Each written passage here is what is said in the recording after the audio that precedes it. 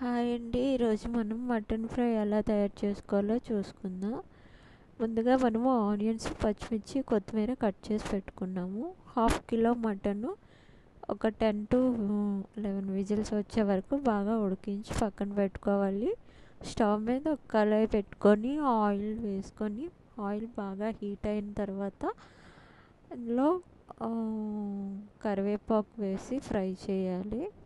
Next పచ్చిమిర్చి కూడా వేసి బాగా ఫ్రై అవనిచ్చి ముందుగా మనం కట్ చేసి పెట్టుకున్నటువంటి ఆనియన్స్ వేసి అవి సిమ్లో పెట్టి వేయించాలండి.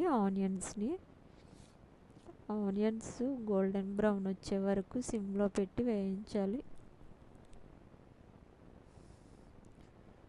ఆనియన్స్ సన్నగా తరుక్కోవాలండి. బాగా గోల్డెన్ బ్రౌన్ వచ్చే వరకు బాగా ఫ్రై చేసుకోవాలి. సిమ్లోనే వేయించుకోవాలి.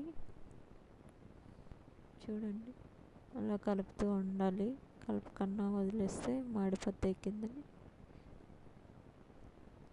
చూడండి, గోల్డెన్ బ్రౌన్ వచ్చింది. ఇప్పుడు 1 టేబుల్ స్పూన్ అల్లం వెల్లుల్లి పేస్ట్ వేసి పచ్చివాసన పోయేంత వరకు బాగా కలుపుకొని ఫ్రై చేయాలి. అల్లం పచ్చివాసన వేస్తే టేస్ట్ బాగోదండి మటను. ఇప్పుడు మనం ముందుగా ఉడికించి పెట్టుకున్నటువంటి మటన్ వేసి బాగా కలుపుకోవాలి.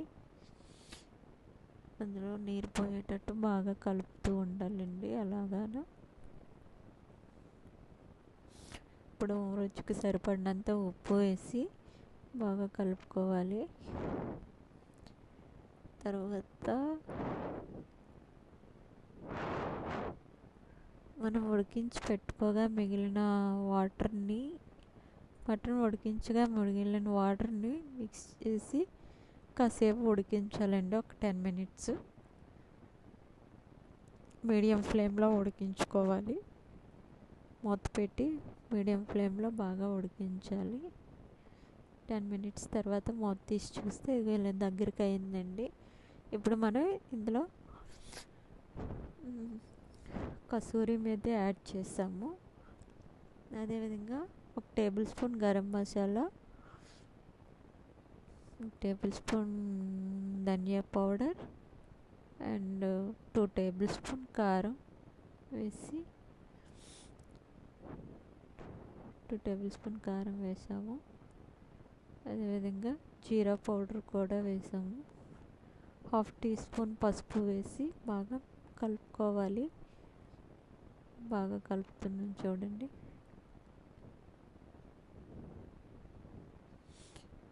ఈ విధంగా కలిపిన మిశ్రమాన్ని కాసేపు సిమ్లో బాగా ఆయిల్ పైకి వచ్చే విధంగా ఉంచాలి.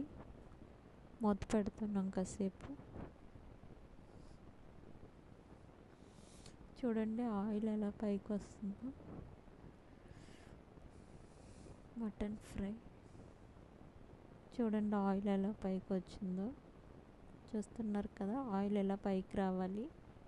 ఇలా వస్తేనే బాగా ఉంటుంది టేస్ట్.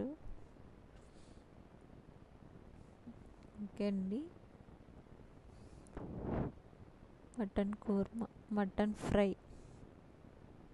ఫ్రై అండి రెడీ అయిపోయింది. ముందుగా మనం కట్ చేసి పెట్టుకున్నటువంటి కొత్తిమీరని యాడ్ చేసి స్టవ్ ఆఫ్ చేసి దించేసుకోవాలండి.